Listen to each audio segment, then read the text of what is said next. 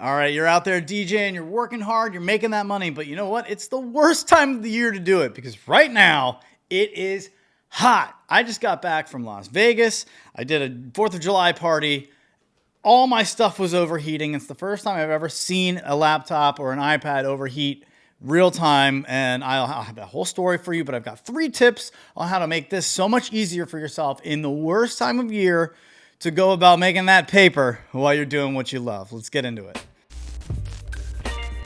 All right, the first tip for you, it's this guy, a neck fan. Now, everybody thinks that it's headphones, but you just throw it around your neck, turn it on. It's got 3 different settings and, just speeds of the fan. It's just blowing air up at your face. I'm not going to do it now because it'll just crush the microphone. But yeah, you just hang on, wear it like this. It's adjustable, whatever. You get it for like $25 on Amazon. And this thing is awesome. When you are going through your load in, you're setting everything up out at the ceremony, and it's just the sun is baking down and you've had it. This can make a huge difference.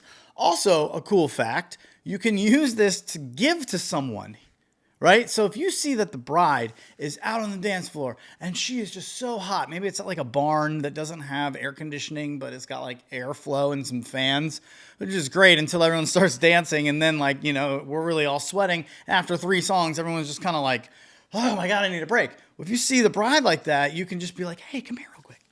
Put this on. Here you go. And they're just like immediate relief. And you're the hero in the moment, right? So it's just another way that you can provide value that they would not have thought about, but you've just got this little personal fan for them ready to go and waiting when it's obvious that they need it because it's hot out there. I definitely recommend getting a neck fan. Okay, let's get into the meat of this. Number 2, charge more, book less. I mean it. Okay, look, I feel blessed to be in a position to be able to do this. So I'm not trying to talk to, I don't want to sound ungrateful. To turn away business is not something that you should take lightly, but you've got to protect yourself, man. Like working in July and August in places where, like, I'm in DC, like it is so humid and hot. They call it the swamp here for a reason. It's so humid. It's so hot. I just got back from 4th of July in Las Vegas where it was 108 degrees on the hottest day of history. They said it across the planet. That heat was kind of comparable to coming home to like 92 and like 100% humidity. It's just so gross where I live. And I'm guessing there's a lot of you out there who are dealing with the same kind of heat. If it's over 90 degrees, it's hot out there. And so I wanted to talk to you about protecting yourself in what you book. If it's a time of the year where I'm not really worried about the weather, I'm just kind of like taking bookings as they come in. Now, I've gotten pretty kind of picky about my schedule, trying to make sure that I'm working at the best venues, but it takes a while to get to that point. When you're getting set up, you're just taking whatever bookings are coming in. But I would implore you to try to have a goal to get to the point what I'm doing right now, which is load up the months of the year where it's nice outside and then take off the months of the year where it's miserable to work. So like my vacation months, and I'm seeing a lot of photographers and videographers doing this too, July and August, like we don't even book. There are some venues that don't even book in July and August.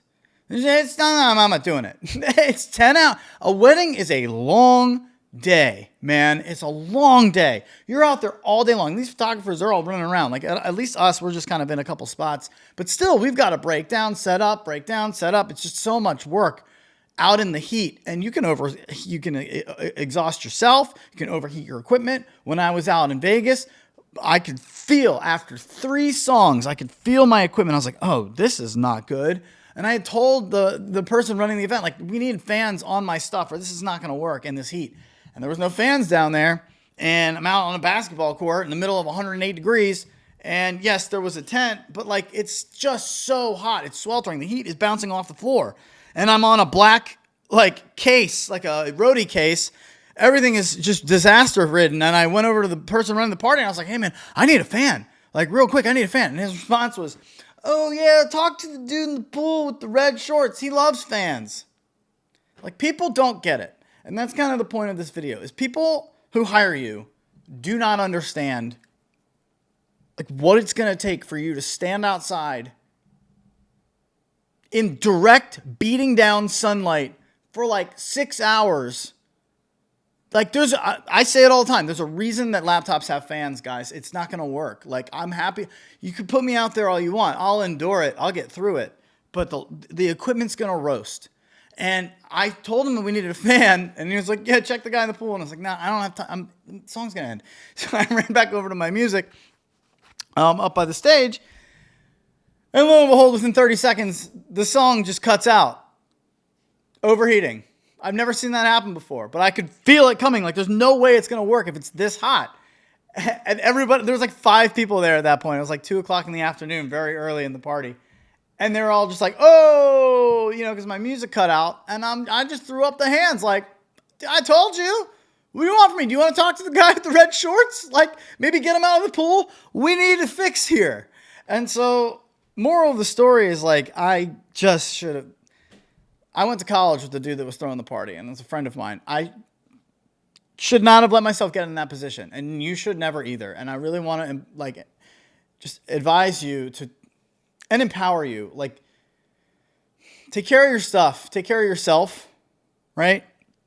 Take care of your equipment. So when I say charge more and book less, like I'll do that. I mean, if I'm typically charging $1,800 for a Saturday, then in July and August, I'm going to charge like $2,200 in a Saturday. And then maybe I will probably end up booking less than I would have if I were charging $1,800 for every lead that comes in.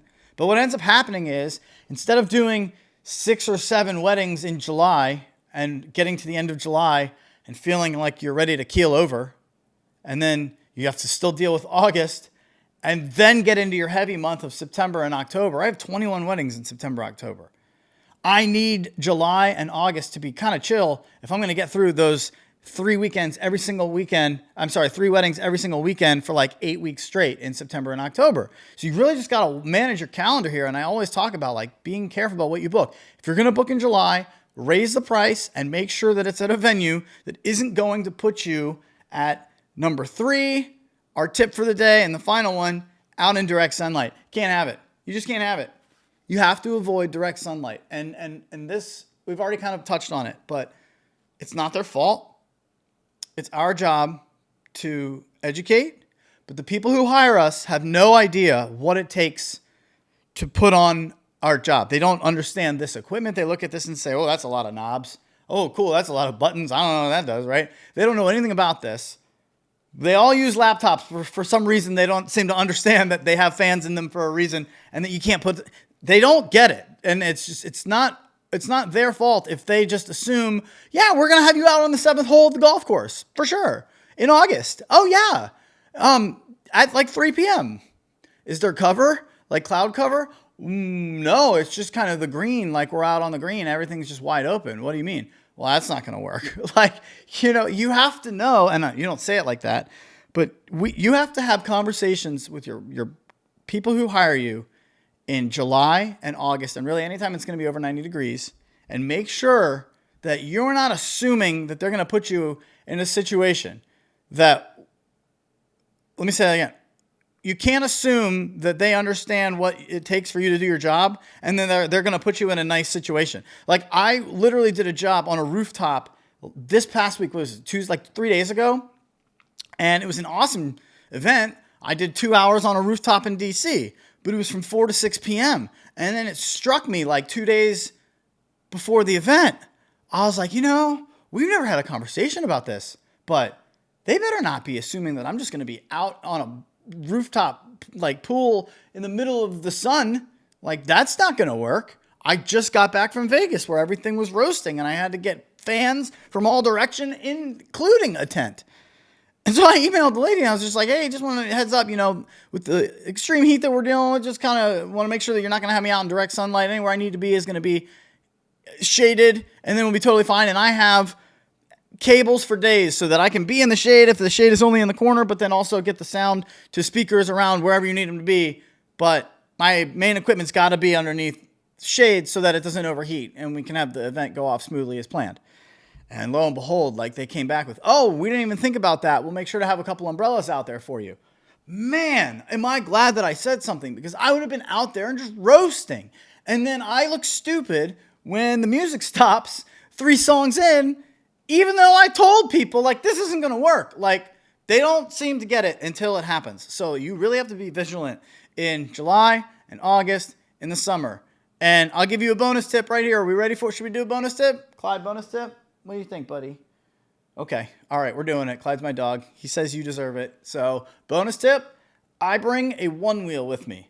A one-wheel is an electric skateboard that is self-balancing. You've probably seen them. It's got one big go-kart style wheel in the middle that has the motor inside the wheel, and you ride it like a skateboard, and it's amazing. You can ride it off-road, so it can be on gravel, it can be on dirt, it can be on grass, and it doesn't affect or hurt any of those things. But I bring these with me, especially in summers, because if you've ever done a wedding, like, you know, they're going to be like, okay, cool. So we're going to have you unload right over here. Hello, are you the DJ? Oh, welcome. Hello. Welcome to this wonderful manor. Please unload here. Feel free. But then once you're done, we're going to need you to go down the hill, around the bend, and then back behind the lake, and we'll park over there, and we'll have somebody come get you with a golf cart. And you're like, no, man, that's not going to happen. Because, like, a lot of times, like, I might need something throughout the night that might be in my car. In the beginning of the night, I'm not going to just unload my entire car's worth of stuff. I'm going to unload what I need, but then have backup stuff in my car. And ideally, if I need to get something, it doesn't take me 15 minutes to go walk to my car. But a lot of these venues do that. And especially in the heat, no way. I have a one wheel. And in that scenario, you then have to wait for somebody to come get you or walk the whole thing. So it's like a big mess. I don't even worry about it. I bring my one wheel with me. I tell them, all right, sounds good. I unload, I go park, and then I one wheel over, zip, zip, zip. I'm up here in 3 seconds. It's fun at the same time. And I am good and ready to go. And everybody who sees it is like, wow, that is awesome. I wish I had one of those. Okay, that's the way to go. Man, that's awesome. I mean, I'm not a jerk about it. I always stay away from crowds, and I don't like go right over the grass and, like, you know, be disrespectful. I'm just very slow and easy, just kind of gliding along and preserving my energy, because we're out here working in damn near unworkable conditions. It's so hot and it's hard to be out there for 6 hours straight. So you can't allow yourself to be in direct sunlight. You got to make sure that you're booking less so that you can give your full amount of energy to the ones that you do end up taking. And if you do take them, book for more money, because you're working in tough conditions, so that you're out here still making money. You're working with good quality clients, hopefully at the best venues, and you're doing the best to protect yourself. You got your neck fan, you bring a one wheel. It's summer, it's hot. The one thing you can't do is bitch about it, right? That's our thing. Everyone's bouncing off of our vibe. So you got to do whatever you got to do to make sure that once this event starts, you're the cool guy. And I mean that pun intended. You got to be cool. You got to be calm. You got to be collected. You can't be... Okay, next up on the toast. You know, like, we can't have that vibe. Can't have it. So take care of yourself. Follow the tips in these videos. And if you want, I've started consulting full time now. So in my Monday through Friday schedule, I'm taking on consulting clients, any DJs who want me to work with them privately, 30 minutes per week. It's very affordable. It's just like a music lesson. It's cheaper than a piano lesson. And I'm basically forming consultation classes around DJs that is tailored for wherever you're at. So if you're a beginner and you need help there, cool. If you've been in this for a while but you need to up your game, cool. Let's work on whatever the holes in your game are.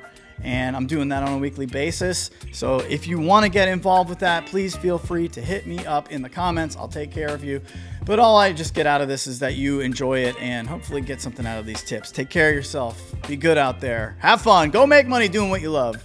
Make money DJing.